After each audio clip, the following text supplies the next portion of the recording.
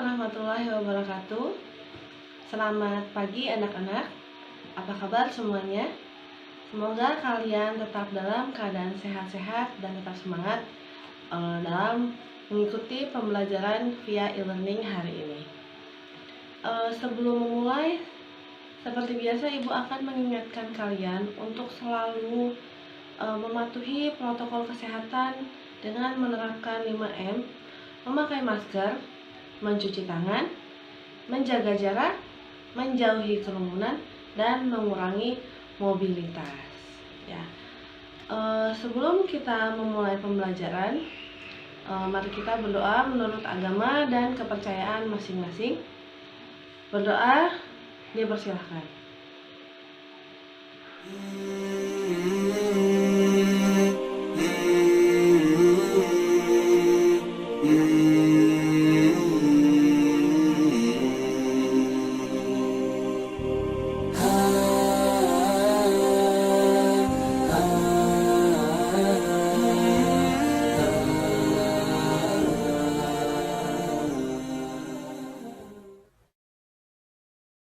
Doa sebelum belajar. Bismillahirrahmanirrahim. Rabbi zidni ilman warzuqni fahma. Artinya, ya Allah, tambahkanlah aku ilmu dan berikanlah aku rizki akan kepahaman.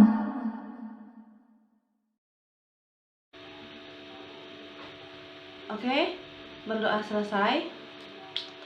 Sebelum kita mulai materi hari ini, Ibu akan membacakan tujuan pembelajaran untuk materi hari ini. Materi hari ini yaitu mengatasi kejenuhan dalam belajar. Apa sih tujuan layanan hari ini? Ya, tujuan layanan bimbingan konseling hari ini dengan materi mengatasi kejenuhan dalam belajar yang pertama yaitu mengidentifikasi berbagai macam penyebab kejenuhan dalam belajar. Yang kedua, menjelaskan bagaimana cara mengatasi kejenuhan dalam belajar.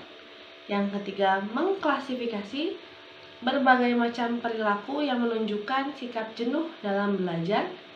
Yang keempat, menganalisis teknik yang sesuai untuk mengatasi kejenuhan dalam belajar. Oke, itu adalah 4 tujuan pembelajaran untuk hari ini. Lalu kita masuk ke materi ya.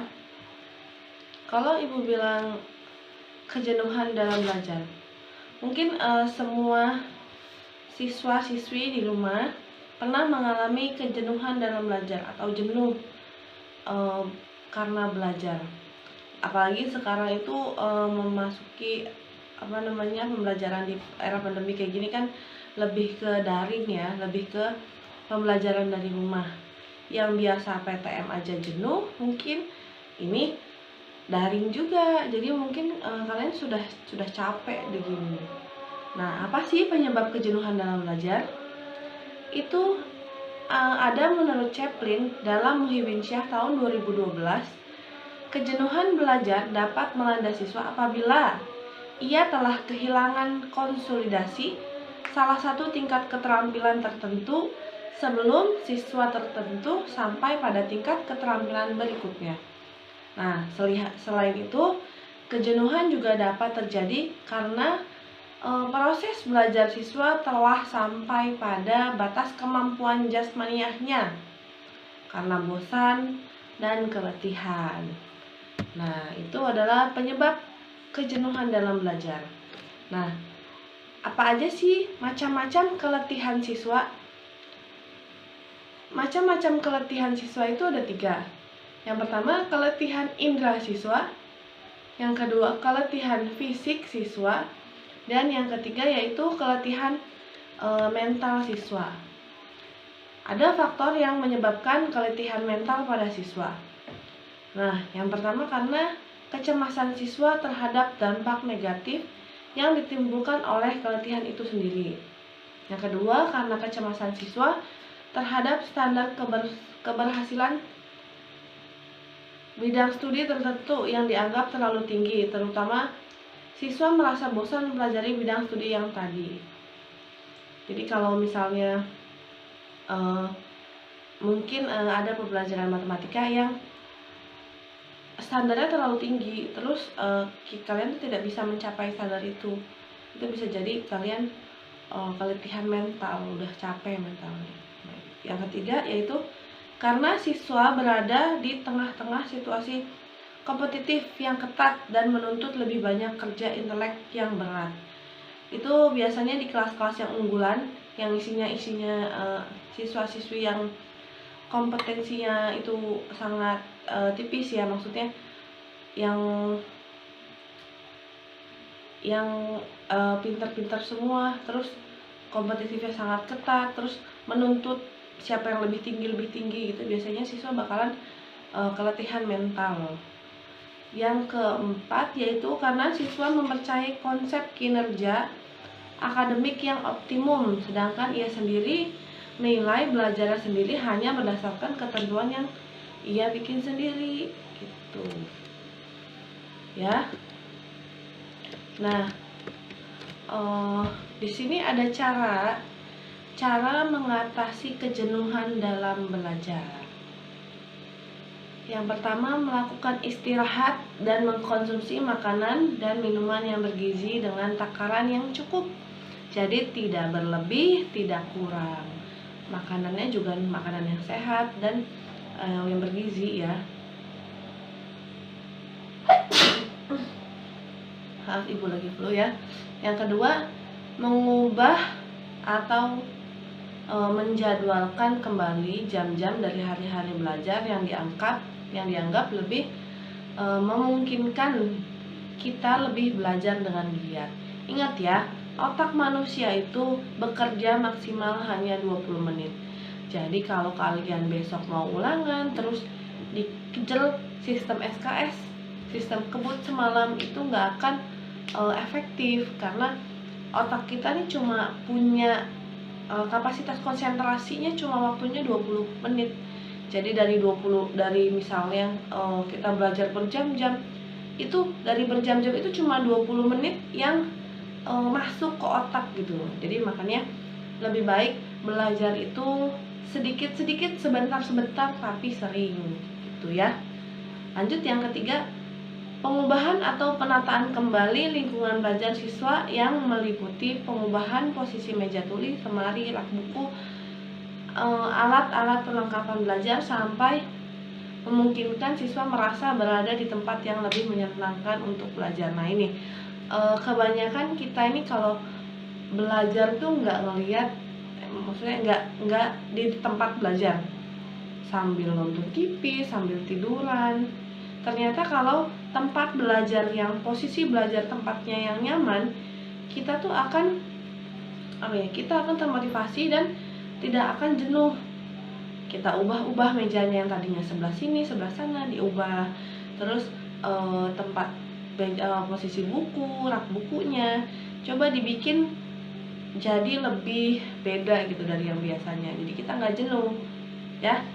Yang keempat yaitu memberikan motivasi dan stimulasi baru agar merasa terdorong untuk belajar lebih giat sebelumnya. Coba memotivasi diri, bisa kan? Jadi caranya memotivasi diri tuh berikan kata-kata positif untuk diri sendiri. Misalnya mau ulangan matematika gitu ya, saya pasti bisa, saya bisa mengerjakan soal matematika dengan benar gitu. Ya tentunya sebelumnya kita juga harus mempersiapkan diri ya dengan belajar gitu ya. Yang kelima yaitu siswa harus berbuat nyata, tidak menyerah atau tinggal diam, dengan cara mencoba belajar lagi, serta menggunakan metode yang bervariasi dalam belajar. Jadi gini, setiap siswa, setiap orang itu punya cara belajar atau metode belajar yang beda-beda. Contohnya, ibu-ibu adalah orang yang belajar dengan metode belajar audiovisual. Jadi ibu harus baca dulu, lihat dulu, Terus ibu juga bakal cepet nangkep kalau ibu sambil baca sambil dengerin gitu. Nah dengan cara belajar yang bervariasi, atau misalnya kalian sudah tahu cara belajarnya kalian itu menggunakan metode apa, itu akan membuat belajar menjadi lebih mudah, lebih bisa diatasi kejenuhannya. Lalu bisa mungkin dengan mengubah metode belajar yang biasanya. Jadi misalnya biasanya belajarnya lewat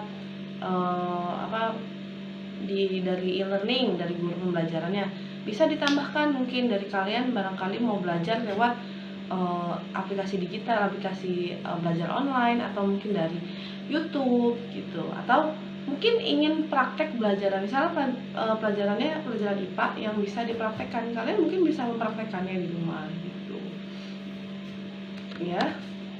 Oke, kita sudah sampai pada akhir materi.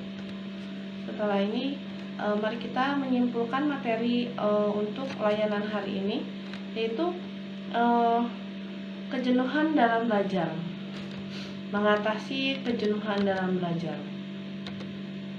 Caranya bagaimana? Yaitu dengan yang tadi sudah dijelaskan, cobalah untuk merubah apa yang biasa kalian lakukan pada saat belajar. Ya, tadi sudah mencoba untuk mengubah penataan lingkungan belajar, mengubah metode belajar, atau penjadwalan kembali, terus melakukan istirahat cukup gitu ya. Jadi kalau kita belajarnya begitu-begitu saja, tidak diubah,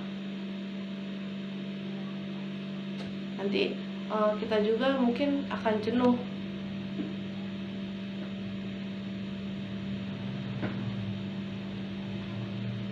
Ya, oke. Ibu ingatkan untuk kalian, setelah kalian menyaksikan video e-learning hari ini, silakan kalian ke soal evaluasi yang sudah ibu siapkan di e-learning. Jadi silakan kalian kerjakan. Nanti seperti biasa hasilnya bisa di-share di grup kelas masing-masing ya. Nah, setelah ini ibu akan menyampaikan untuk materi minggu depan, yaitu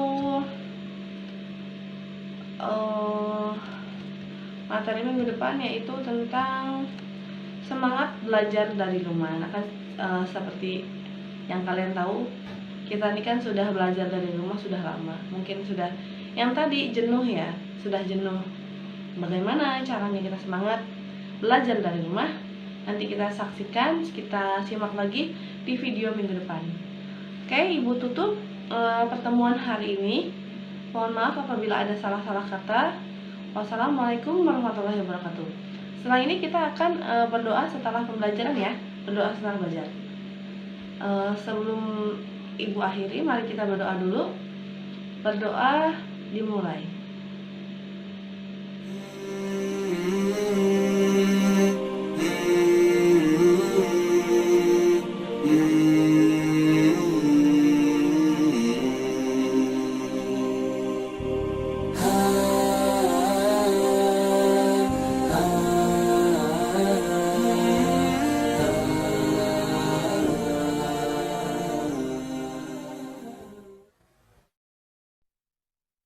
Doa sesudah belajar.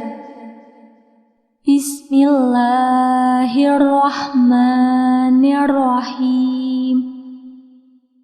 Allahumma harijna min dhulumatil wahmi wa akrimna binuril fahmi wa tah alaina bima'rifatika ya arhamar rahimin. Artinya, ya Allah, keluarkanlah kami dari kegelapan prasangka dan muliakanlah kami dengan cahaya kepahaman. Bukakanlah pengertian ilmu pada kami, wahai Zat yang paling penyayang.